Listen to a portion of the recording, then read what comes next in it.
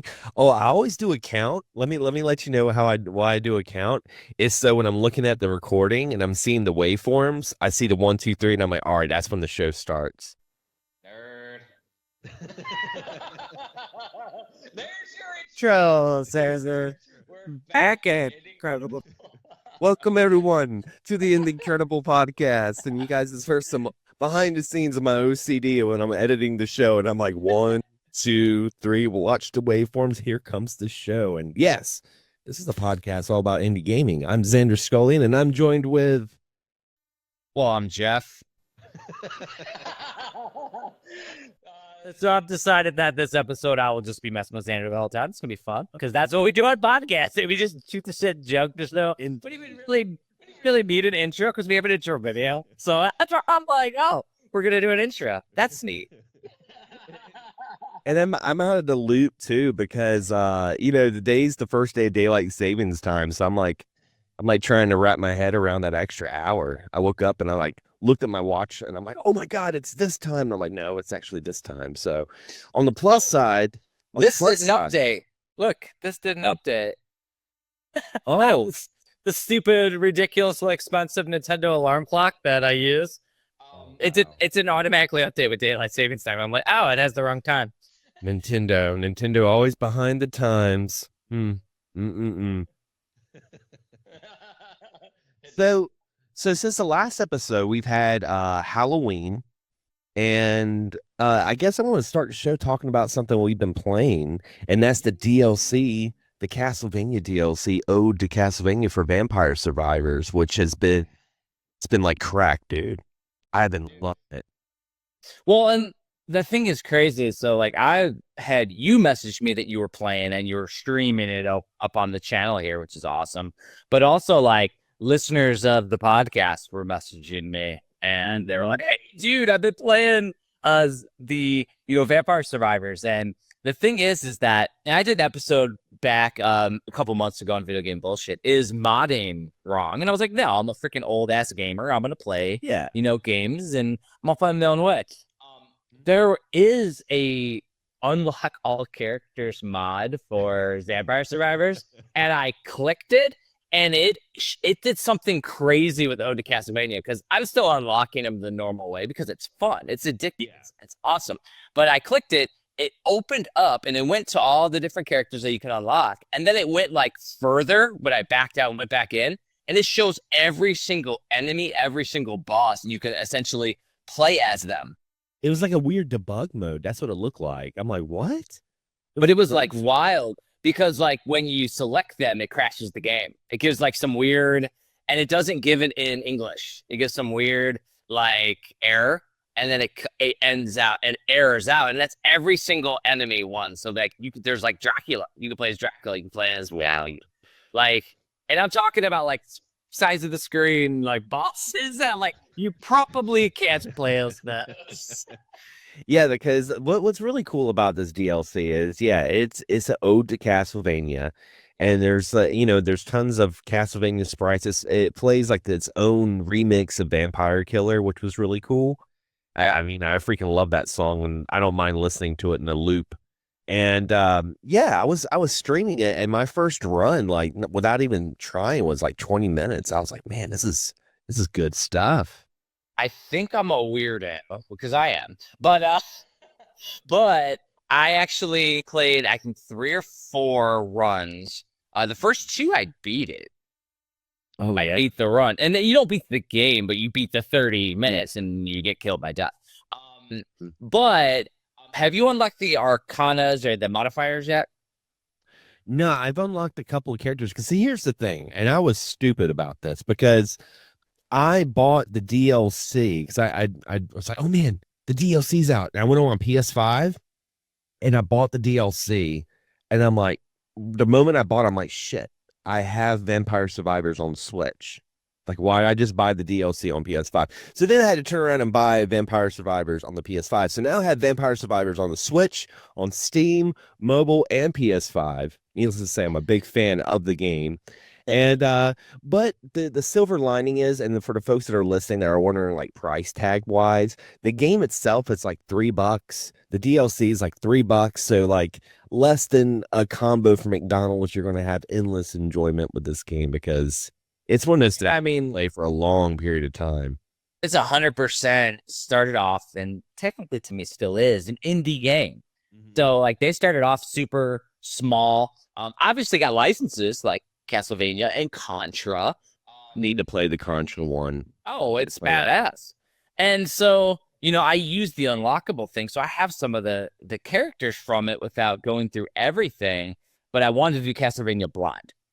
Mhm. But the thing is, why I asked about arcanas and modifiers. So as you go through the game and you beat the game, eventually you can have an OP run. You can like beat the blue death or whatever. And there's a red death that still kills you later. But it unlocks the system of modifiers that kind of like a roll the dice. And so one of mine is gives an aura to all attacks. And so Oh, when I play as a character, I get an aura around them that's like the garlic, which the old man Poe, the garlic dude, was my dude to play when I started beginning with the original Vampire Survivors. So just to put things into context, I have about 30 hours into Vampire Survivors. This was my game that was kind of my release after losing family members over the years. yeah. So lose, family member, I would sit there and just go into Vampire Survivors and drone on and enjoy myself.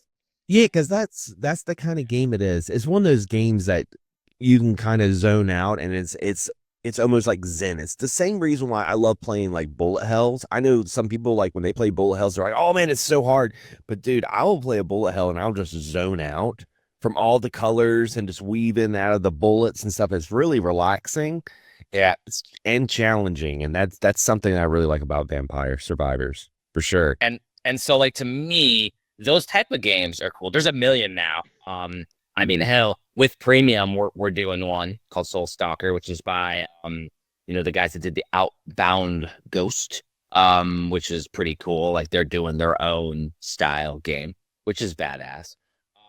But Vampire Survivors was, created this new genre of dodge 'em ups, is what I call them. They literally just survive.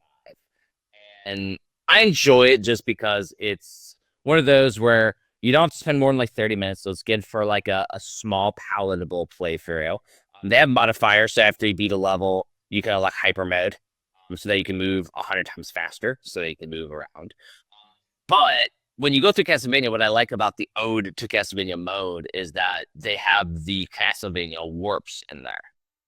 And so when you go through a level, you start off in like the woods, and then you get to Dracula's castle, and then there's like bosses that you hit a little symbol and you fight bosses, which unlocks parts of the castle. But when you unlock the actual warps, you can go to the warp and go to that spot. Because if you try to go through the whole thing, you're not going to make it in 30 minutes. Like it's impossible to make it through in 30 minutes.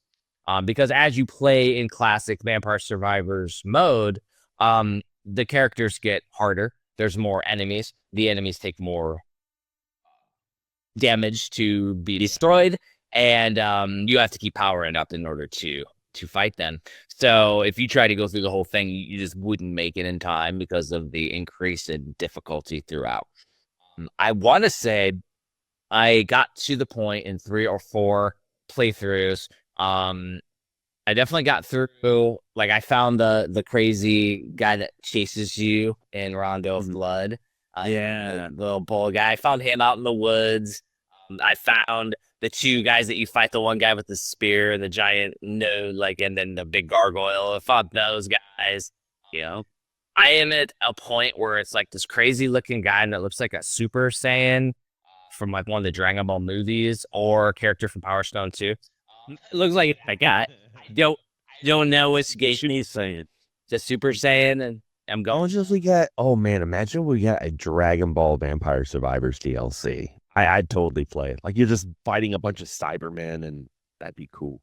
Oh, what I really do enjoy though is that because I bought every DLC because they're only a couple bucks. So as they came out, I bought them. is that you have stuff like I have the shot from Contra. So those all pop up as items as you play, even in Castlevania mode. So I'm sitting there with like a crazy aura, and then I got the shot that I can direct, and then I can hone in on guys because some of the corridors are smaller in the castle. Yeah. So it's good to have a directional something to just like continually attack. I was kind of breaking the game a little bit too, because I noticed that when you go inside like the churches in the first level, you go in the churches, and yes, the monsters will go inside it. Because at first I was like, they're not going to go in the church, they're monsters, but they eventually do get in. But while they're like slowly getting in, you just go to the edge of the church while they're all piling up, and your hits still go through the wall. So I was just going up and down the wall of the church while like all the guys were piling in and just like ranking up jewels. And I had the magnet absorber. So like I didn't even have to step out of the church. It was just all like coming to me. I'm like, hell yeah. But I did notice that like when you're like going into like the 10 or 15-minute mark in your run, it becomes what I call like Beatles mania, like from the Beatles, like when all like the teens were going crazy during the British invasion, and you just have all these like, skeleton sprites just coming out of nowhere, and they just all hone in on you. And I was streaming when that happened at one point, and I was in the castle in one of those little corridors, and it becomes really narrow, and I'm like, this is it, guys, I'm gonna die. And I had to revive. And so I died, got revived, and I stayed alive for another, probably like another 4 or 5 minutes. But it is so good, dude. This is such a good DLC. Such a good. Here's wild. Did you get to the side scrolling mode? No. Yeah, There's a scrolling mode. Yeah, so in classic Symphony of the Night fashion, there's a battle with a doppelganger in there. And it like you're just moving, and all of a sudden it gets to a spot where it's side scrolling, and you press up to jump. Wow. Yeah, so like because there's no buttons in Vampire Survivors. So yeah, you literally just you press the up button so you can jump. And it limits you to only basic attack, your basic attack part up to wherever level. And essentially they attack you with like a knife or a couple of the basic Castlevania weapons. This is what I've noticed so far. Yeah, and when you mention there's no buttons, that's something else I want to mention is, you remember the really small 8-bit Do controller? This controller, it looked almost like a Super Nintendo controller, and it would like fit in the palm of your hand. Well, that's how I play Vampire Survivor Mobile, is I will put my phone in like kickstand mode and have that little small controller, and I can just move the D-pad around, and that's a really fun way to play on mobile for sure. See, that's like where I have it on Steam. I know I have, or I've bought, or whatever, the physical for Vampire Survivors on Switch. And if it's not out yet, I will buy it, like whatever it is. But because I want to support them. But I going between that and mobile, like the saves don't transfer over. So like I have 30 hours into the Steam one, so I don't want to like start over. Like I did. Yeah, I don't want to do all that because like I have so much unlocked, and it's progressively unlocked based on how you randomly get your builds and how you play through the game. And I mean, I saw so many characters because I mean, there's dozens and dozens and dozens of characters. Like I have unlocked the Reaper. I can play as the Reaper. Like, and then because I use that mod thing, there's a glitch characters too that I don't think you're supposed to be able to play as. That can play as. I think he showed me that picture. He showed me the picture online, and I'm like, what just happened? I'm like, how'd you unlock all those? That shit ain't even unlockable. They're not real. Unless of course there is a DLC update, free update or something that they do, and then you can play as every single boss, which would be badass. Maybe I found a spoiler. Yeah, that would be pretty sweet. Dude, that was like craziness. And of course I played a bunch of indie games this week. But I did do something cool because we talked about our gaming setups in episode 1. And I did do something cool that I found with emulation that is definitely intentional, but it's really cool. So I used, a big 55-inch 4K TV as my monitor, and I do my gaming on that. And then I have my Lenovo Legion Go, which is like a Switch with touchscreen and everything, handheld. I have them docked. Well, if you use Citra, which is the 3DS emulator. You can play full screen 3DS games, and you still have the touch screen support as a second screen. That's one of the reasons why I have my Wii U modded. I have the modded Wii U, and you can do the DS regular DS, but yeah, the 3DS has all the HD games, and so yeah, it's really cool. It was really fun to do. Yeah, so I've been using though my portable hard drive is where all my archive of my retro games is at, all my games, and it constantly wants to load on Citrus, so it doesn't like load the full game, so it's to continually access the game, so it like pauses. So I'd like move the game file onto my main hard drive, which was a bit of a pain. But either way, though, it is cool to be able to play. And I haven't tried DS, but I assume it's the same. 3DS though, playing perfectly on these modern PCs because like doing all the things. And I have like a giant collection of 3DS games. So the things I was playing, I already owned, but in the end, emulation's emulation. I mean, the consoles. yeah, they're no longer supporting it. So, well, and the thing is that from my perspective, emulation, there's a gray area in there, of course. But if I can't go and buy the game physically, and I'm just gonna have to buy it on eBay and support a resale or something, I mean, emulation's okay. I'm still gonna buy the games. So I'm a collector. I have thousands and thousands of games. But to be able to play it in a unique way, like I'm doing, is really cool. well, I mean, and it also like that's where it almost becomes a hobby within itself too. I mean, it comes like emulation becomes kind of a rabbit hole in that sense because I mean, there's a lot of things that I'll do emulation. I'm just like, can I do this? Like when I got a CRT for my job, they're going to throw it out. So I got a CRT and I'm like, oh, I have Raspberry Pi 3 and it has AV output. I'm like, okay. So now I have like the CRT that has, a good amount of, old school games. So when I want to have that old school feeling, because I think the only retro console, like retro air quotes, that I have is like an OG Xbox and a Dreamcast. So I still play Dreamcast on the CRT. But if I want to play, Super Nintendo and Nintendo stuff, I can play it on the Pi and it's pretty cool. It's pretty rad. Yeah.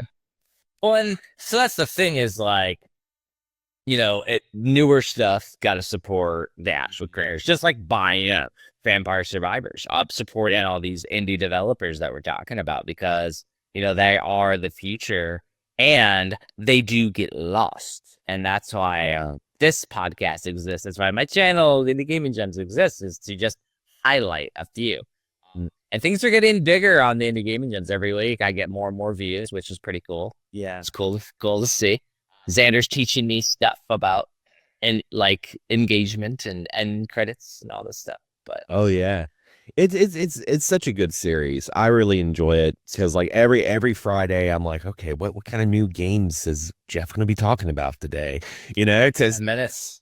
Yeah, that's what I like about it too. It's very quick and snappy. And it's like by the time you're done watching it, you have like 3 or 4 games at least that you're like, I'm going to go and play these right now. Might check out some more later. But, you and I have a very similar palette in gaming. So it's always a treat. It's always a treat to watch it. But finding so many. And I mean, I always throw a topic of the episode for the podcast thing, but we may not even get to it today because we didn't really rehearse it. So we got to do stuff to talk about and play. And we were jokingly saying it before the recording. The Revenge of the Hollow Knight close. Yes. Dude, like because there's been one I've been wanting to play forever. Covered it in Indie Gaming Gems. It's actually one of the screenshots. Deviator. And I finally got around because I wanted to talk about it here, got around to playing it. And it's very, very interesting because I got my little note tablet here. But it is like 90, I wrote 90%. It's like 98% Hollow Knight. Like to the point where they even took like assets. Well, let me ask you this because there is a huge influx of Hollow Knight games. Do you think that maybe this is being pushed because of because we haven't gotten Silk Song yet? Because Silk Song was like the sequel to Hollow Knight, am I correct? Yeah, Silk Song is made by the same creators. I mean, it focuses on a needle That's probably not her name. But it focuses on a character that you constantly come in contact with who has this giant needle. That's why I call her that. But you go versus her a bunch of times, and now you get to play as her in the follow up. Yeah, because the reason team shares like 1 or 2 people. The reason why I was wondering is because I noticed like a lot with like the indie atmosphere that, a great example would be like Castlevania or Contra. I mean, there's a lot of games that inspire from Contra and Castlevania. Yeah. A lot of it was because, we were wanting before Operation Galuga came out, we were like, we want a new Contra. So a lot of indie developers like, you guys want a new Contra, we're gonna give you guys our Contra, our inspiration. So the question I have for you is, do you think it's because we wanted a new Contra, or is it because it was one of their favorite genres, they were inspired by it, and we would have gotten that regardless because they want more Contra? I think it's that. I think that we just, regardless of what we regardless. Like, indie developers are going to be inspired by what drives them, and that's awesome. It's amazing. Yeah. But my question is, when does it go from inspiration to ripping them off, to stealing assets, to not changing enough? Like, what is it? Because as we get into a world of even AI, which technically pulls assets from online, and like, especially like from an art perspective, may pull things from artists. When is it, when does it become inspired by, and when does it become taking too much from? Because Deviator has gotten criticism from this. Yeah, I mean, I think inspiration and they say imitation is the highest form of flattery. I think at the end of the day, you still have to have your own identity to it. Like you still have to have something. Like you can have it, where they play and they're like, man, this is kind of like Hollow Knight. This is very inspired by Hollow Knight, but it needs to have just that little bit of push that gives the indie developer or the artist their own like stamp, their own like insignia of identification, Because I mean, think about music. There's tons of music that the musicians and the rock bands are influenced by Black Sabbath, and even Rob Zombie a long time ago said that Black Sabbath wrote every single riff. We're just ripping them off, and you'll hear a lot of music, and you're like, that sounds like Symphony of the Universe or something, but it's got just enough nuance that it's like it's not Symphony of the Universe. It's this other band. It's not Black Sabbath. And watching Devastator. And someone who doesn't have like a huge background in Hollow Knight, I played a little bit of it. I didn't really dive too far into it. It still looks a lot of fun. It has a very fluid combat. I love the dashing and the snappy, lighting effects. It looked really, really cool. So from my perspective, like I don't really see too much, but like you said, there's a little bit of controversy there. So that's really interesting. Yeah, so like for Deviator being inspired by, like, so it's not in like a bug world or any of that stuff. So it's its own story. It has its own some of the character models are different, but it does seem like they took the whole game of Hollow Knight, dumped it, and then made some slight modifications to some of it, because even the tight controls from Hollow Knight are like 1-to-1 for Deviator, which is a great thing because the controls in Hollow Knight are great. And I did play through all of Hollow Knight and beat the game and all that stuff back in there. I got obsessed with it a few years back. It was one of those that I did like what you did, played it a little bit, said, oh, it's cool, but it's a little hard for me, and I paused. But then I went back to it. I think it was for Switch Made Playcast back in the day or something, and something clicked, and then I got obsessed. Because like there is in these Metroidvanias, there is a progression wall. Once you break that ceiling, it unlocks pieces in your brain. It's the same thing with roguelikes. That there's a certain skill level that you just have to get past, which means that you get enough power-ups or abilities combined with your skill improving to the point where now you can't be touched. And Hollow Knight definitely does that. You go from being very weak and barely getting through the levels, like from checkpoint to checkpoint and dying and having to get your souls back, to essentially being overpowered, and you get all the controls and they can't touch you. And so going into Deviator, it's very interesting because it does do all of the good things that I remembered from Hollow Knight, which is great. But on the other side, is it just the sequel that we need, waiting for Silksong? When Silksong comes out, like, Deviator's no longer required? Yeah, I mean it's one of those things like it's that they're kind of doing themselves a disservice, you know, Yeah. because they'll always be known, it'll always be known for from so many people in the community as a Hollow Knight clone, as opposed to a game inspired by Hollow Knight, which is kind of sad when you really think about it. Because either way, they're putting a lot of work into it. It's like, dude, just throw your own flavor in there. Just, be ketchup instead of mustard. Come Well, on. and it's like, create your own biomes. And the biomes are one for one from Hollow Knight 2, like the different areas. The green area looks like the green area, the blue area looks like the blue area. Now, where it's a perfect transition is the other game that we were talking about before the recording, and it's called Aestik. I call it Aestik. I'm probably saying it wrong, but that one looks exactly like Deviator. It looks exactly the same. However, you can tell that these developers made this one from scratch because it's not as refined. It takes inspirations from Hollow Knight, but it is more platforming based. It is more around platforming than the combat, because Deviator and Hollow Knight both very combat focused, very survival focused. Whereas Aestik, as I'm playing through it, I mean, it's more like getting from area to area. There's still combat in there, but it's very approachable. And then as you're going through, there is accessibility options you can turn on. So you can literally turn off damage if you want to and just enjoy the game and play through it. So you can like literally just cheese your way through and enjoy the story if you want, or you put it on and play it as the developers intended. And it's not as tight for controls, unfortunately. But if it was, then maybe it'd be a clone again. You know what I mean? So it's like one of those like, what do you want? Yeah, I watched a really good YouTube video, and I might put it in the description because I want folks to check it out. It's from the developer, and he goes by Nick the Thick, but he made Nick the Thick. He made a 5-minute video though, kind of explaining, you know, the simulate, because I guess he was wanting to approach people that were saying that this was like a Hollow Knight clone. He was just like, well, let me tell you guys, he was talking about things that he got the feedback from the community, and he was like, I'm going to change this and change that. Like, because he, at the end of the day, he was like, being compared to Hollow Knight to him was like a big compliment. But at the same time, he was like, that's not what I'm trying to do. Like, I'm trying to make like my own vision. And he was explaining even the art, because a lot of people were saying the art style was very similar to Hollow Knight. And he started explaining about how like the reason why the art's like that is because of how much easier it is for animation.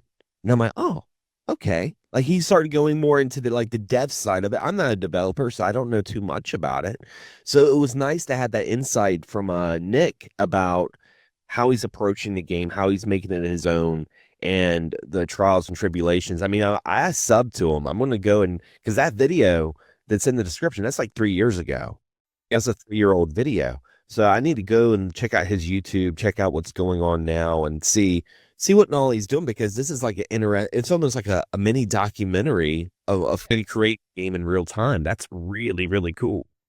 Well, and this is one thing we haven't talked about in any previous episodes yet, but when developers reach out, we will interview and we will reach out to developers. So maybe it's worth us seeing if Nick wants to come on to a podcast and talk about inspirations behind it, and especially after they see we're talking Hollow Knight clones. But then we talk about Aestik in good light, whereas Deviator is, I know that one. I don't know if the developers speak English or if I know they're overseas, but I'm not sure if they're in a similar boat. They just used assets, because Aestik did not. You could tell that they created it all themselves. And that's where it's like, they're very similar looking from the outside. You look at screenshots, they look similar. They do not play similar. And I think it's cool because I was so obsessed with Hollow Knight that they took inspiration from the game. Cool. They made it through. And in Aestik, they made it through. So if Nick wants to come on, we'll do an episode where we'll chat with the developer, and then we'll make that episode all about them. But yeah, it's worth reaching out and seeing. And any developers that are watching, you want to come on and talk about your game, come on. Like, we have no cap on how many episodes we can do. Exactly. And yeah, I think it's super interesting too. Because like I said, I'm not a developer, so it's cool to kind of see the process of it. Because while I'm not a developer, I also like produce music and write music side, and editing videos, all that stuff. There has a creative respect towards it. So I would love to learn more about how people are doing this, because it seems like you said, we get new indie games like almost every day now. It's crazy. Well, it's like I think it was episode 2 talking Quest Master. I know that devs is going to come on. So any other devs that want to come on talk about your gems, come on, give us a better appreciation of your creation. We'll definitely do it. Yeah, speaking of Questmaster, I think we may have mentioned it in the last episode, but I'll mention it again because people need to play it and know that it's constantly being changed and constantly being given something. Because we had the Halloween event, which was really cool. I like that. Yeah, I definitely dove in and played some levels, and it changed a lot to it. The thing is, though, being what I call scope creep gamers that we are, with infinite backlogs and millions of games to play and games that we want to talk about in more depth on the podcast, I don't have the time to delve into it, because there was like dozens and dozens of levels that were taking advantage over it. And I played a couple, but I played for like an hour or over an hour. But there was so much more to do. And I'm like, well, I could do that, or I could play Aestik. I'm gonna play. Yeah. Yeah, I remember you were warning me when we first started the podcast. You're like, Xander, this game's gonna be crack. Questmaster's gonna be crack. And I'm like, all right, and I have a funny story to tell you about Questmaster, okay? Because I almost got Destiny. Destiny allowed me to get Questmaster because I was at work. I was taking my lunch break. I was outside smoking a cigarette, and I look out in the road and I see something out in the road, and I'm like, what is that? It was Questmaster. No, it was $20. I found $20 on the ground, and we had just talked about that morning. You were like, hey man, you gotta check out Questmaster, and it was like on sale for $20 on Steam. It was $19.99. And I'm like, yo, the universe just blessed me with the funds. I mean, I could have bought it anyway, but it was like, why not? Why not at that point?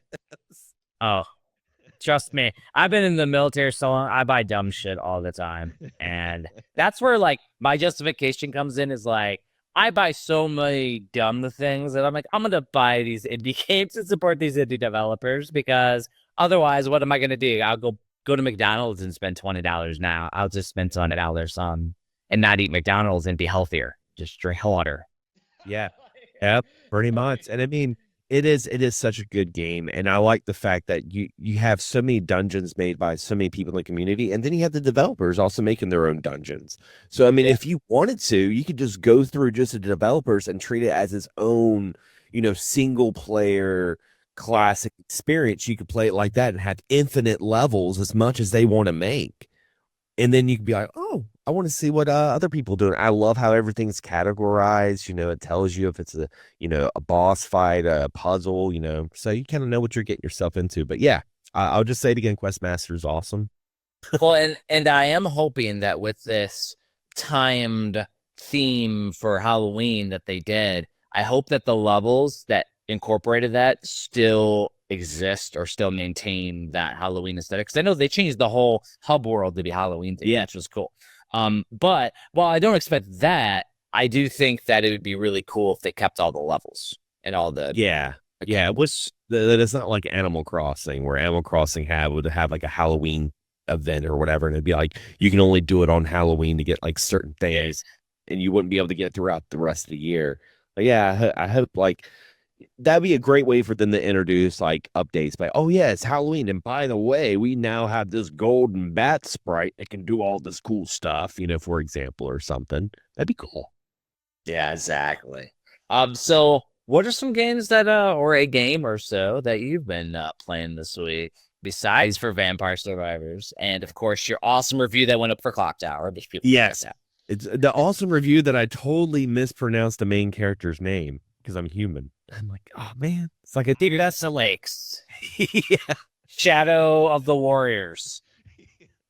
Like, this is what you do, man. That's like I mix it up sometimes. excess. It's right there. Excess. The excess. But excess scramble right there. But yeah, like There's screamable. but yeah, I've been playing that's pretty much been it. I mean, I think I'm trying to think about what else I've been playing. Of course I've been playing more. What's that? Did you get onto the game that you talked to me about yesterday? Because I read a little bit because I played it. Oh yeah, Gravity Circuit. Yeah, I went and played a little bit of that. That was the second game I bought for my PS5 when I first got my PS5. Dude, Gravity Circuit has been in my backlog for a long time. I do know that it has a physical by Red Art Games that did come out. So, it started off indie.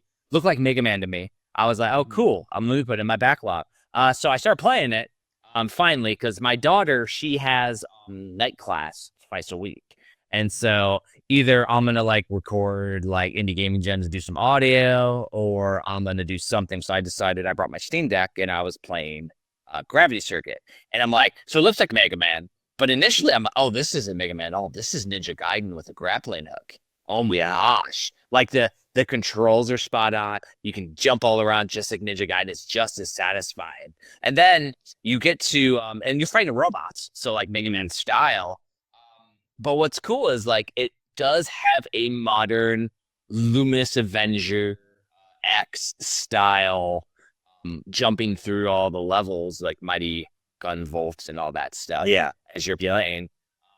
But you don't get the weapons from bosses and enemies that you defeat, but you do get tons and tons of unlockables, which I've already unlocked a couple of abilities, which have like increased my combos and things like that you can pull off. Because like literally, it's not like it's a beat 'em up, but you go through and you hit a couple of moves and destroy the enemy, and they explode and satisfyingly. And I unlocked some abilities and some moves.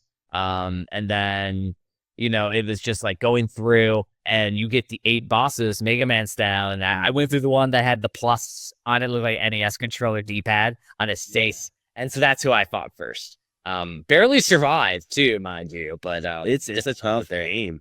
It's a little tough. It definitely tests your reflexes. And yeah, I went into it the same way. Like when I first bought it, I'm like, I saw an ad on Instagram for it. And I was like, oh, this looks like a Mega Man game. And I had just gotten off the high of Vengeful Guardian Moonrider, which is another game that really complements Gravity Circuit. I still haven't played that game. Oh man, it's so good. It's like Shinobi 3. It's like Shinobi 3. That's the best way to describe it. But yeah, I played it and I'm like going into it thinking that it's, Mega Man. And I was like, well, yeah, it's got some Mega Man essence to it, but I mean, I like the fact that you can customize your suit. Like you're not just getting new weapons, but you can, change your boots and all that stuff and have different abilities with that. I thought that was really cool. It's wild. And, it's like the graphic aesthetics has that NES or Game Boy Color feel to it, which there's a lot of Game Boy Color palette inspired games that have come out in the last couple of years. I think it's interesting because like I had Game Boy and then I like moved to Game Boy Advance. Like there was no color because like I got Game Boy as a kid and then didn't get, because I would only get stuff on birthdays and Christmas. Yeah. And so I never got a color. But then like by the time Game Boy Advance came out, I was working. So then I bought my own Game Boy Advance with, working Stratton Vince Hill grocery store, like doing carry out groceries and stuff for people. The butcher that I'm talking to. So. But like it was interesting because like Game Boy Color to me, like I didn't really get to play too much, but like you see these games that are taking the inspiration. It's super freaking cool. I love it. And like this one falls right into that category that it's like takes the graphics, adds modern shine to it, which I love. And this almost goes back to our earlier conversation about Hollow Knight clones. Because yes, this game could have been a straight Mega Man 1-to-1, and folks like us would have still loved it. We would have still been like, man, this is a great game. But the fact that it gave it its own flavor and Gravity Circuit has its own identity makes it like 10 times better. Exactly. And I mean, it's its own beast. And, the fact that it's preserved physically is awesome. There's PlayStation and Switch physicals by Red Art, which is really cool. Obviously, I would have loved to have published it myself and made an annual or a guide or something. But, can't publish every game. We've talked about that. So, yeah, it's cool. But yeah, man, there was that one. And then it was, I think, Friday night, I was playing some games. And, I played big games like Horizon Zero Dawn Remaster, which, that's awesome. Plays great on my Legion Go. So I'm playing it. It's just crazy. I played so wild. But I wanted to play the Plucky Squire. I saw people talk about it, indie style game. And it's wild because, like, you're playing this game. It's like, very, very hand-drawn art. You're playing on a storybook. And, like, you're in the storybook. And each level flips the page of the storybook, which is really cool. And it tells the story with, like, text even sometimes as you're playing through the levels. And it's, like, from a kid's perspective. There was another game I played for Switch, which was very similar, which was awesome. But what was cool about it, though, is eventually, because it's very puzzle-based, like every level, there's like something to figure out to get to the next page of the book. But the bad guy curses you and pulls you out of the book. And it just happens all of a sudden. It's like, and all of a sudden, it's in 3D. And there's 3D modeling, and it still looks like claymation, essentially, like kind of like your Links in the Past kind of graphics, or Echoes of Wisdom from Zelda. And it just, you pop off, and then you can still see the book with everybody on there. You can like walk over it and stuff, and you're in 3D going through, and you can do 3D platforming and stuff in there too. And so there's like, it's like platforming and Zelda style action RPG, very, very focused on puzzles and very chill. Very easy, very low threat. I played it for a couple hours. This was after Vampire Survivors. I had a, intense visual, like madness going on. So I'm like, well, let me move over to something a little easier. Well, palate cleanser. It's almost like eating a really good steak dinner and then having a really nice drink afterwards. Exactly. That big juice. You had to have your pickle juice. Not too on pickle juice. Had to have my dessert. But and another good thing to mention about Plucky Squire is I believe it's still available, but I have it downloaded because it was on PS Plus. It was one of the free days. So I do have it downloaded. I watched a couple of trailers. I started playing a little bit of it one night, and I ended up not playing it, but I need to dive into it because it does look really, really cool. I love the art style. Because, like you said, it goes from that storybook to like 3D, and the 3D it almost made me think of like a Kirby game or something. I'm like, this looks kind of fun. Well, and like going between the two is really, really cool. I can't think of the name of the game on Switch that was done like a storybook. I'll have to find it because it was definitely done by like an indie developer on Steam, and it got to Switch and got a physical in Japan and a translation, which was cool because it was only in Japan. But it that one they like draw it, and the story is that they're drawing it as you play in the game. There's like mini games in there, and it's like different game genres, and that game is really cool too. I'll have to find it. It's obscure as hell, but it's awesome. I'll have to find it for a future episode because I don't know off the top of my head. But Plucky Squire, though, absolutely worth playing. I need to play more of it. Again, my infinite backlog. These podcast episodes make it worse. Indie Gaming Gems makes it my backlog even worse. Really, really bad. Really bad. And because, of course, we also work on projects and other stuff outside of Bleach. Exactly. Now, I mean, hell, we just had Halloween, and that was my midnight that night. We were the neighborhood that had margaritas and homemade guac for the adults. So that guac looked awesome, dude. You showed me the picture of it, and I'm like, oh my gosh, that guacamole looks amazing. And then, like, there was an APB on social media, like, where's the house with the margaritas? Well, like, people were trying to find us. Because, like, we did it, like, a few years now we've been doing Mars, and we move around, so we're like the mobile Mart station. That could be an indie game itself, called like the Tiki Tequila Quest, and it's like a top-down adventure game where you're playing as this little character, and you're going through a neighborhood and you're trying to find the tiki house to get tequila and really good guacamole. And then you make a little little Bluetooth extension that you have to actually drink real tequila in it. So your blood alcohol content has to be high enough while you play it. So you have to be out while you play. It's a roguelike drunk like. That's what it is. And then afterward, you do an intervention to stop drinking. So it's ridiculousness. Yeah, I'm just drinking coffee today. No fancy fun stuff here. You know, with my TNC style the gorilla mug. I got the Hello Kitty cup. So there you go. Oh, this is Xander Scramble. Xander's. Well, there are some games over the horizon too that we were going to talk about. Yeah, so it has been interesting because, as we talked about, there's so many games at least every day. There hasn't been a lot that have really connected with me over the last week or two because a couple popped up, but usually I'm like, all right, I got so many, let me only pick 5. I only put 2 in here, and its reality is because there was only 2 that really popped out. That were brand new games that were released that weren't just a genre I'm not super interested in or something else that just didn't peak with me. And a lot of remasters and re-releases have been coming out in the last month. Yeah. Yeah. So the first one that I put down was Clarity, which is also called The 7 Demons of Vanguardia. So you had to watch some trailers. So what do you think of this one? It's very interesting. Yeah, I like the I put down the first thing I put in was Skyrim music because I watched. Here's the thing, I couldn't find a trailer for it. I had to the only video I could find was just gameplay, the first 10 minutes or whatever. So the game started and I don't know if it's because the way I hear music out of my ear, but the first couple of measures was Skyrim. I'm like, that's Skyrim. I'm like, so the music's very Skyrim like. I like the background, because they were in a forest and had this really nice lighting and illumination, looked really cool. The only thing that I was kind of puzzled with was I felt like the jumping is going to be very, very tricky. Jumping mechanic looked very, very tricky, but it's still being worked on. So yeah. The interesting thing is that they mentioned directly on their Steam page too, not a Metroidvania or a Souls-like.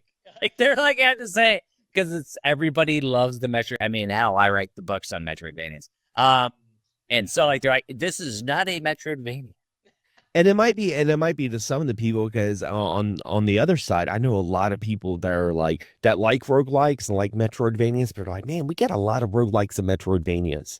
And being a content creator, and I'll get a random email from various different developers, and I'm going through it, and a lot of them is this is a Souls-like Metroidvania roguelike, and it's just okay, that's cool, that's why in today's gaming, I like it too, but I really like it too when I'm playing an indie game that's stage based, because you don't get stage based games anymore. And I'm oh, okay. So I think that's what they were doing when they did that. It's just just letting people know, hey, this isn't going to be a roguelike Metroidvania, and that was no exploration. It's level by level action platformer. Yep. And the thing is that developers do that because it helps categorize, and also. Just like when you're doing your titles for your video, you're chasing the algorithm. They're chasing the algorithm because there's literally 14,000 games released a year. So you got to hit all the things. By putting not, it made it interesting because it piqued my interest and got us to talk about it too. So that's the interesting thing about Clarity here. Because again, the game's name is, I think it's actually called The 7 Demons of Vanguardia. Clarity, I think it's backward, but it's listed both ways as well as they have the game in development. So what about the controls didn't jive with you? It just looked very the jumping looked very choppy. And I think animation. Yeah, it was the animation looked really choppy, but then again, it may have also been because before I watched that, I was watching Devastator, and I was watching going from Devastator. And the classic Xander Scramble. It's called Deviator. You've been calling Devastator. He just wants to do the Transformers, the Devastator. He wants to. But yeah, I think that might have been some of it. But that was just one of the things that I made a note when I watched it last night. I was oh, the jumping looks kind of choppy. It looked very Like it'll be like it would be kind of tough to do certain platforming, and it seems like a very platform heavy game. But then again, like I said, it's still being worked on. So take this, Be like the gravity that you attach, because when you're programming a game, like the jump floatiness and the gravity and everything, you adjust that. You actually write that in the code. So maybe it's just not as the same as what we're used to. So it has an unnatural feel to it, which is interesting. Hopefully the developer makes some adjustments, listens to people that review and comment on the game, and kind of, especially if it's still a work in progress. Because my thing is, once the game's released, that's the game. I'm not going to criticize asking to change things. I will notice it with the younger team with premium edition games, like, because we have some guys that are younger, like in their late 20s, early 30s, and they're like, well, can you have the developer change these things? And I'm like, this is a fully tuned and refined game. I'm not going to disrespect the developer and go, you need to change these because this guy in his 28 says that he prefers it like this. Like no, dude, like the game is the game. Once it's released, that's the game. If it's still a work in progress, though, give feedback. That's the thing. You said take it, and maybe they take one, add one frame of animation, and all of a sudden it looks more natural to Xander. Yeah, like it still looks fun, and I still really like the art style, because it's like the sprites and everything's like very solid, and then the background, it made me think of like almost like PlayStation 1 games where he had the like the 2D sprites and 3D rendered backgrounds. It kind of had that kind of look to it for like a 2D platformer. I'm like, and the fact they said that it's not, a Metroidvania, I was like, it's stage based. Sign me up. I like you're anxious. Yeah, it's a little different. I like that. They're giving it their own flavor. That's awesome. Exactly. That's the thing that's cool for it. The other one that I came across, which less indie, but nevertheless, like, I didn't know about it, is the one that's made by the developers of Ori and the Blind Forest and Ori and Will of the Wisps, which is called No Rest for the Wicked. And I had no clue about this game. I was eager. It looks amazing. Like, how did we not know about this when I have both games physically, that they're the games that they created, yet I didn't see this. It just, like, I came across it, and I'm like, why is nobody talking about this? Yeah. Because, I mean, I put in my notes, I'm loving my notes here that I wrote last night. I put Game of Thrones meets Castlevania Lord of Darkness art style, top-down fun stuff. Yeah, like, and that's the thing, is that they took it and made it top-down. So they changed the genre, similar to the Crypt Custodian, that I covered, which is the Kyle Thompson game that he had done, who had done Sheepo before that, Metroidvanias, has went into a isometric or top-down, not real isometric because it's 3D. But I haven't really dug into No Place yet, or No Rest. Almost did a Xander Scramble. Yeah, you understand Xander Scramble. No Rest for the Wicked, though. Like, have you watched a trailer on it? Like, what stands out from this game? How are they going to publicize this? Like I said, they really, I watched a trailer to it, and it just had this boomy cinematic, score to it. And like I said, it had almost like a Game of Thrones, like very, fantasy polished look to it. But then it started showing the monsters, and the monsters started making me think of like Castlevania Lord of Darkness, or and I was like, oh, this is really cool. And when I saw the top down, I'm like, this is great. I love those top down hack and slashes. Yeah. I didn't get a chance to look at it. You know if it's going to be like co-op, or is it just single player? I have no information on this one. Like, that is easy. Awesome. I just saw it. It piqued my interest. I have no information, did no research on it. I just want to, because the one thing is I am that gamer that likes to take a game and just experience them too. Yeah. So some of these ones, especially on the horizon, I purposely do little research on them so we kind of experience it on what like draws to it.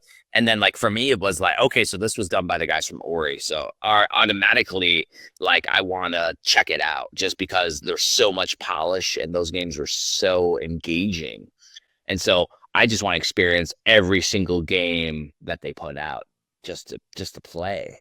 It's a penchant. It's a resume builder for them, I say. Yeah, and I like going into a lot of games blind, especially if I really enjoy it. And I think it harkens back to, us growing up with video game magazines. Because back in the day, you'd get maybe like at the most maybe a 2-page spread on some new game coming out, and that's all you would really have are screenshots. So like in a world that we can like watch a game like we were talking earlier, Yeah. that Nick the Thick is working on. You can watch that Nick build the from Thick. you can watch that being built from the ground up. We live in that kind of world, but I also like that mystery. I love the going into the game not knowing what to expect, and just watching that little trailer for No Rest of the Wicked like piqued my interest. I mean, of course they have a great resume with Ori and those games, but this looked like a lot of fun. Exactly. I'm just gonna put in a random birthday so I can check it out real quick. Yeah. So the thing is that this like is because Ori was very hand-drawn style, very fantasy based. This one is like almost like an old like Witcher Yeah, style. yeah. I mean, the graphics look amazing. I mean, honestly, like some of these screenshots even remind me of something like the 3D platforming aspects of like Final Fantasy VII on PS1, but like modernized and beautiful, and like from the Final Fantasy VII remake. Yeah. Like they look awesome. Like the whole world though has that Final Fantasy VII, like has some modern aspects looking to them from like the world perspective. Like it looks modernized, but it's like a distraught world. Like the world is overgrown with stuff on all the buildings. Yeah, it has texture to it. Because I watched that opening cinema and I was like, oh, this is interesting. Oh, I mean the graphics, they're polished as hell. Like I'm just talking specifically too from like the actual what the world looks like. It has like the steampunk look to it on there. But in reality, it's complete fantasy. Like you said, Game of Thrones. Like, yeah, 100% Game of Thrones. And it is $40 online on Steam right now. So they released it as a pinnacle game because $40 for Steam is like retail. Yeah. And it looks well worth it. I'm definitely gonna be interested to pick it up. Hopefully preserved physically by a company. I can't remember who did Ori on physicals. It wasn't one of the limited companies though. It was, I think they might have just done it themselves, or because it was in Best Buy and Target. Yeah. Everything. But yeah, super awesome game. And to me, it's done by Moon Studios in Germany because it has the GmbH at the end of there. So they're a German studio, Moon Studios. They do immaculate work. Great work. Love it. When and then it's already, you said it's already out, right? Oh yeah. It's out. That's so weird that it slipped under the radar like that. Yeah, it was released in April. Wow. Yeah, April 18th. Well, we had like the whole gaming atmosphere was from April. I want to say from April to maybe last month has just been insane. Like, so it just slipped through the cracks. Well, the interesting thing is, 14,000 freaking games released a year. But the interesting thing is that the gaming community, when you watch new games come out, it gets review, recycle, move on, review, recycle, move on. It's like spit it in, spit it out. Like when we were talking the Super Mario RPG remake that came out, so freaking amazing. That came out, and then a week later, nobody's talking about it. And I'm like, what the hell? This game was like, I played through it. It was an experience. Like I loved it. It reminded me of the Super Nintendo game. So the interesting thing is, all the initial reviews are all super positive. Recent reviews all mixed. So there's something in there that people aren't quite jiving with. And so, like, because like you can see the review scheme on Steam, and it's like 61% of the reviews are mixed now. So something about it. So initially, everybody's like, oh, it looks amazing and all this, but there's something in there that isn't quite connecting with gamers. And so the original reviews are those like yourself, where you get a code of a game.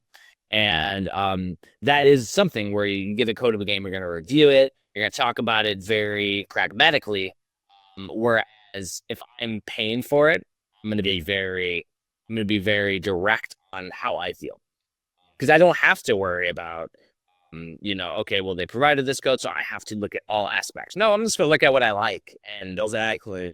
They put that perspective. Yeah. exactly. And it's not saying that if you get a review copy, you're not going to be honest, because you will 100% be honest. Yeah. But you're going to look at it more in depth, and you're going to catch more stuff that you do. Yeah, that was one of the reasons I stopped reviewing for a long time. I stopped reviewing on my channel. I like focused on talking about games I was playing and giving kind of like my, just talking about it. But I stopped reviews because it really does get to the point where like you just can't play a game to play a game when you start reviewing and you start getting in that mindset. Because I was like playing like retro games, like on my CRT. I'm sitting there playing some game, and I'm just like, it's really good, but there's a lot of sprite flicker. And I'm like, what the heck am I thinking right now? And I was like, man, I gotta stop reviewing. I gotta go back to being a gamer, like someone who just plays video games. And that's when you talk about the two separate, kind of reactions, I definitely understand that to a T. Yeah, it's like, so with the publisher side of things, I have to look at stuff with extra categories too, because I have to look at it for like, not only is it good, but how is it going to sell? And that is all the different aspects of even genre, or like it not being a Souls-like in a Metroidvania. But if it was a Metroidvania, it might sell better, so it might be higher up on a tier. Because like there'll be people that will do the tier rankings, but there is a whole category of sales and sales ability, and it's from a physical perspective. So if a game, like a Balatro or a Vampire Survivor sells millions of copies, and then you gotta think about, okay, so is it cool enough to where people are going to double dip? And then what tier does that go into? Those games, yes. But, when you're looking at stuff, like if it's a super obscure game and now it has mixed reviews, how is that going to sell if I released it physically just off of those review scores, just off of the public perception? Now, on the other side, I have avoided being so critical to where I can't enjoy games over the years. I've been reading 15 years or longer, probably almost 20 years at this point. That I will also go, okay, I would love this game, so I want to sign. Like, it's like one of those things too. So, and that's everything on this podcast. I'm just talking about cool stuff. And am I signing in these games as premium? I mean, who's to say? Like I say, when it comes to publishing, the stars have to align to be in a perfect perspective where the game's available, meets the perspective, and is something that we can sign and sell. Like, that's a different beast. That's a different perspective from me just enjoying indie games and enjoying supporting the community to hopefully get more from Deviators. That's why I always tell like other content creators or someone that's wanting to get into content and or wanting to do games. I'm like, make sure you have a set of games that you play that you're not going to cover on YouTube. Like, make sure you have those games that you can actually play and enjoy. Like, have the games that you're going to review and stuff, because you really do have to. It is separating, work and play. It really is, because you don't want to play. I mean, you just don't want to get like too cynical. Like some people they hold so much about gaming. It's like, well, do you enjoy gaming? Like, do you enjoy this? Because that's the thing is like we hadn't talked about it, but like the Premium Direct happened, and a game that I, had a experience with from an indie perspective, supported my Kickstarter, Turbo Kid, we signed. And like, to me, that's like amazing. I get to preserve Turbo Kid, which is a Metroidvania based on the retro movie series. And we're going to preserve it. I'm doing a physical strategy. It's going to be cool. It's going to be fun as shit. But I want to find more Turbo Kids. That's why I like finding all these indie games. Like, I want more games that hit that itch. And I mean, I put in like dozens of hours just mastering the game. First time I played it on a weekend, like I just played the whole thing and beat it, and it was such an amazing experience. And then I just reached over to him, and that's where the stars had to freaking align. Reached over to him, hey, do you have a physical lined up? Because every Metroidvania, my assumption is that they all have a physical lined up, and they're like, actually, no, we don't. And I'm like, here's my team. Please reach out to them. I founded the company. I don't own the company. I founded it, but here you go. I would love to make physical packaging for your game.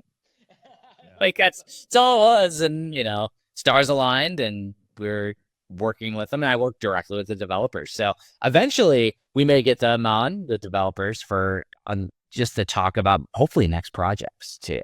That's the other thing. Like there's other stuff, and we don't do exclusivities. We don't cover all things because I'm a tiny indie publisher. But I think speaking of indie stuff, as we wrap up this episode, I do have something cool coming out that's going to be coming out in the next couple weeks, which will be live by the time this episode airs. And I am doing the complete Genesis book that I took to BackerKit, already in printing. Like it's not in printing, it's in editing. It's actually started the production and the printing process already for it because it was funded like a month ago, the time of this recording.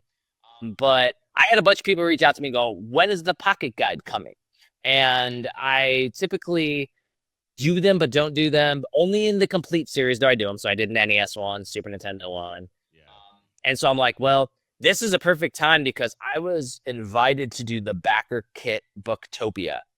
And that was a bunch of books all together to do it. I've never done a BackerKit freaking campaign. It did pretty good, okay. But all my community is on Kickstarter. So I'm like, well, let me do a Kickstarter.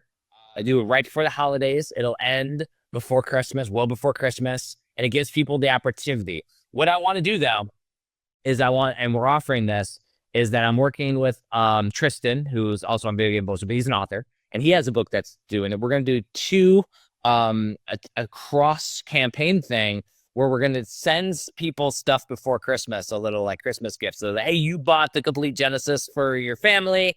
Here's something to give them for under the Christmas tree. It'd be something cool yet. We haven't decided what that is yet. We will by the time it goes live in another week. But yeah, it's pretty badass. I also have a stretch goal on there, which is very interesting. It was on the BackerKit one, didn't quite do it.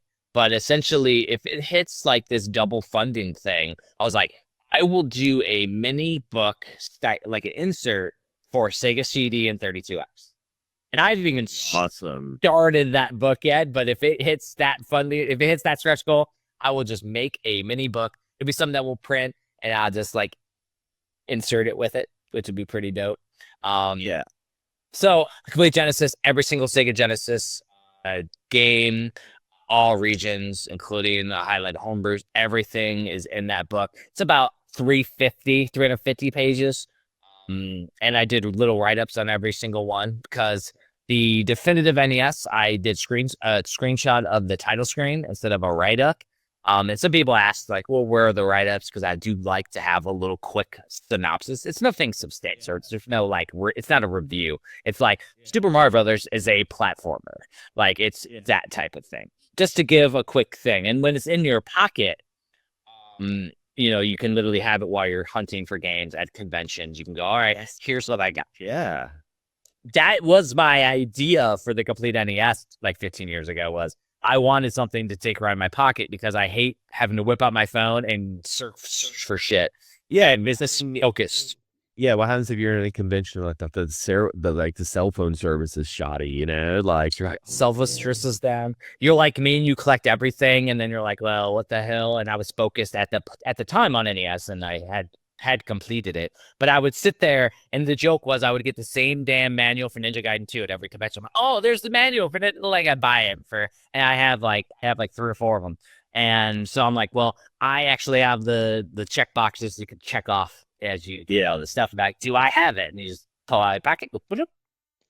And I ended up buying Dragon Quest V for the DS like twice because I bought it one time and then like years later I went out of town and I was like at some GameStop and they were still selling DS games. And I'm like, oh look, I was like, oh, it's Dragon Quest V. I don't think I have that one. I think I have it. I was like, I can't remember if it's like 4 or 5 that I'm missing. So I ended up buying it anyway. Well, and I it's got home and I'm like, oh, it's still like 15 years later, still like nobody's doing what I'm doing. Like there's people who've done amazing books on consoles.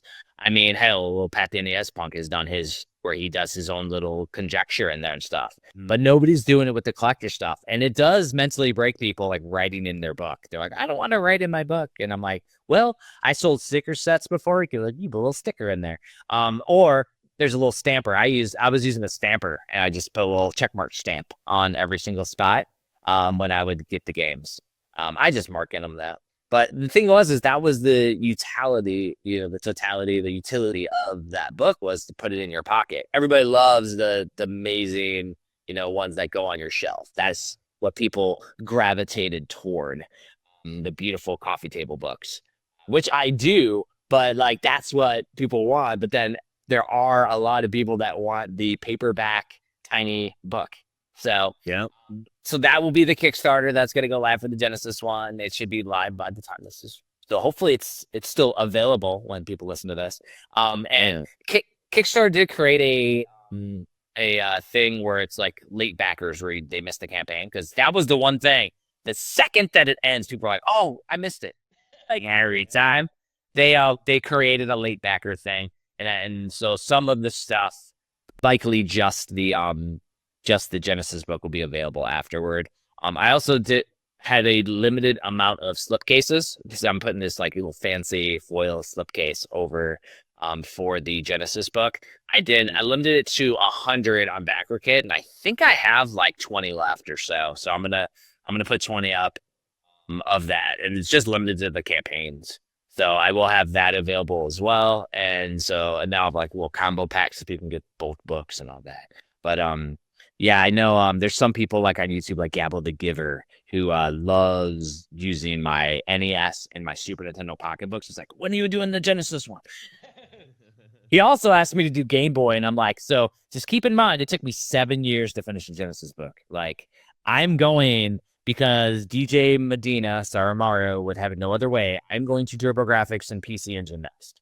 Like, that is, so as soon as I get the bow on, because I've been editing the Genesis one, I am in the last like 50 pages now. Thank goodness. I've been doing it for a month.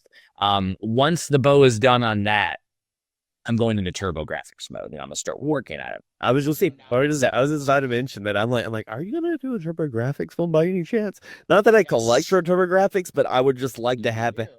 I would just like to have something like that, Like I would be like, man, that's. Oh yeah, and I'm gonna probably put in the PCFX in there too, because nobody's gonna do a book on the PCFX. I should have done CD and 32X in the Sega book. I was just afraid that it was going to turn into 630 pages like the Super Nintendo one, which then becomes ridiculously heavy to ship and everything. So I kept it just Sega Genesis and Mega Drive on that. But plus, it's a book you put in your pocket. You don't want to be like a brick in your back pocket that's weighing you down. You're cool. That is the joke with the Super Nintendo one. It is the thick boy. It is a thick boy. The Genesis Super Nintendo one is thick. So the NES one fits in the pocket. So I want the Genesis one. I think it's going to be about 200 to 250 pages for the pocket guide. And so that should fit in the pocket, essentially. But I still do full color and everything. So it's going to be dope. And there's a new cover too. It's more retro themed on the Genesis console on Model 1. Now, I did show Xander Scramble the trailer, but the cover for the pocket guide that's in the trailer is not the actual cover, because I'm having an artist do an artist rendition of Sega Genesis. It's gonna be like, I wanted synthwave, neon, crazy shit. Like, I go all out for these books. I want it to be so awesome. I want it to be cool as shit. So look forward to the Genesis book. There is homebrew in there, so indie games are definitely in there, and some of these games do get ported to Steam. So it is a fun way to continue to support. And I'm an indie creator, so I'm creating indie books. So including on the Genesis, another because you mentioned DJ. It's on the Genesis. It's on TurboGrafx 16 and Dreamcast. That's Apex Unit Yuki. Just a really fun game. Dude, that game is so cool, and it plays on Turbo CD. Yeah. To me, and this could only be Jeff, the Genesis version, which at some point was the most limited version of the game. That one is the best version for me that I've played. Like the controls are perfect, everything is great. Because I think the like CD loading and stuff like did some unintentional things that they were continually having to tool and fix. So, Oh, and it's also on the Switch too, listeners. So if you have the Switch, you can get it on the Switch. I have it on the Switch. and that could be the best version. I haven't actually played the Switch version. And you know, there was a joke, and so listeners in the comments, that if I ever could publish games physically on the Switch, that we were going to do FX Yuki. Because I literally was rooming with DJ and Jesse at Midwest Gaming Classic when we started, like before I started the company, and we're like, hey, and yeah, I waited for years for Nintendo to give me the okay, and that was like, if we ever become publisher, we're going to publish that Yuki, and you know, fast forward, and I'm like, well, now I can't. And I've told it to like maybe DJ thinks I'm joking. I'm like, no, dude, like let's That'd be so awesome. game is cool. But yeah, so what do you got going on with streams and stuff this week? Are you going to be streaming the Plucky Squire, streaming Vampire Survivor? What are you streaming this? Stream Plucky Squire would not be a bad idea. Now keep in mind when I say this week, I mean like a month from now when this airs. Yeah, probably have already streamed it by now, but yeah, like that would be fun. I'm probably going to do some more Vampire Survivors because that's a really fun game to stream because it's a game that and it's a game I can play really well while I'm like talking in the chat. Like I got like one hand on the joystick. I'm just like looking at the chat. I'm like, yeah, blah blah blah blah blah blah, and I'm just moving my dude around. So that's a lot of fun, and I need to work on a new episode of Play and Tell, which is the series where I talk about games I've been playing, and I'm like, holy crap, I've been like writing down. Because obviously I don't talk about when we play and tell, I don't talk about every single game, but I talk about as much as I can, like games that I'm playing. But there are like, I think the last episode I did was in September.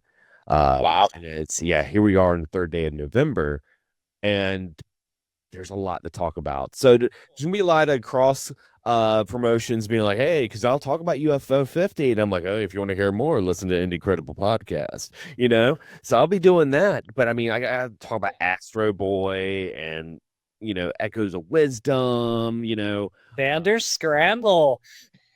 You played Astro Boy and the Game Boy Advance. So which version of Astro Boy are you playing?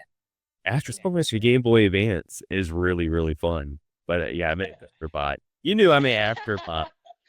Just like now we got Xander Scramble coming in to play. Love it. It's so good.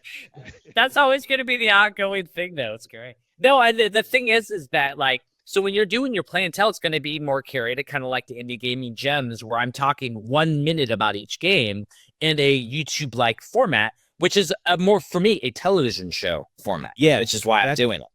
Yeah, that's what I kind of go about it, because it all stemmed from like when I used to do pickup videos back when I was collecting. And when I ended up selling my collection, I was still doing pickups, but I wasn't buying as many games. And I was like, I mainly like to talk about the games more so than just like, this is where I got to just, So I decided to like call it Play and Tell, because I played a game and I'll tell you guys about it. And so it's like a mixture of like pickups, like recent games I'm getting, and it's just some short talks about it, like first impressions. Sometimes I go back in another episode, I'm like, hey, that game I talked about in the last episode, I actually got to play it, and this is what I think about it. So it's really just like a game talk kind of thing, You're coming in the game room, and then I'm talking about what I'm currently playing, and of course that's going to also cross with Indie Credibles, because I'm finding so many games. When we do another episode, I'm finding out more games, and I want to end up playing them, and I want to end up talking about them, especially if it's a game like UFO 50 or Questmaster, or Pinball Spire, these games that I had no idea about, and I was already like calculating my games as 2024, and now I'm like, ooh, I got to reevaluate what's going on here, because some of the games that I've been playing lately kind of knock some of the older games out of the pegs, Well, and something that's cool is, and you'll notice, like, we actually put out a video game bullshit for the first time in 2 months, which was wild. And so because like like you said, yours is kind of going to be all encompassing. I've been doing video game bullshit for like years, like 10 plus years. And the episode that was 146 was actually our 200 recording, 200 episode. Yeah. But the thing that's crazy though is video game bullshit was always about retro. And we had kind of, because I did the Switch Mania Playcast, we kind of moved toward modern stuff. Well, as of that day, I'm like, all right, so I do plenty of indie over here. Modern stuff, there's really no like category for it, but we're going to retro now. Get back to retro stuff. So like I'm playing Star Fox 64, stuff like that, which is badass. So I get to talk about retro stuff. So, video game bullshit, when you see the other thing that Jeff's doing, it's retro stuff. There still is the premium playcast, the old Switch Mania Playcast. There still is the premium playcast. We're going to put like more stuff about the company there, because then I don't want to talk about publishing shit on indie. Like I'll mention it because it is part of who I am, but it's more so like I don't want that to be the focus. The focus is on these indie game developers that put their blood, sweat, and tears into making something amazing, and I want them to make more. Like I want there to be more than 40 games a day. I want there to be 42. And these two are things that Xander Scramble and I have curated. And I'm gonna talk about how awesome the game is, and I'm gonna butcher the title immensely. It's all good. I did it a couple times. I know, but the thing that I love about podcasting, the thing that I love about it is the preservation piece of my thoughts, because I forget things. I forget details because there's so much. I'm doing a million things, not to mention we both have full-time jobs. You got the whole family side too, and hanging out with the family is what I do after work. So I do all that, and then my gaming stuff, like I don't recall a lot of the good portions about it unless I write it down, and then we shoot the shit about it, and then I get to hear your perspective, which gives me another piece on it. Like I didn't know that Aestik, like the developer, is so engaged explaining all those things, and now I'm gonna watch that video, get a deeper appreciation. Maybe he comes on, maybe he doesn't. Either way, it's fun. And then, mark my words, once Indie Credible starts going to some of these conventions, people are going to have a good time, because we're going to do things a little differently. I'm going to leave it at that. Little different. Awesome. Well, I think that's a good way to wrap up the show. Yeah, definitely. Thank you, everyone, for checking out this episode of Indie Credible. There we go. Make sure you follow us. We have lots of stuff going on every week on YouTube on Fridays, 5 p.m. Eastern Standard Time. Make sure you check out Indie Gaming Gems. That is the structured review / preview series about 10 indie games you may not have heard of. And you can check me out, Xander Skullion, across the board. I kept it real simple for you guys. You can check me out on YouTube, TikTok, Instagram. And, on my channel, I cover a little series called Play and Tell, where I talk about games I've been playing, leave little short impressions, mini reviews, and most importantly, when you walk away, you have something new to play.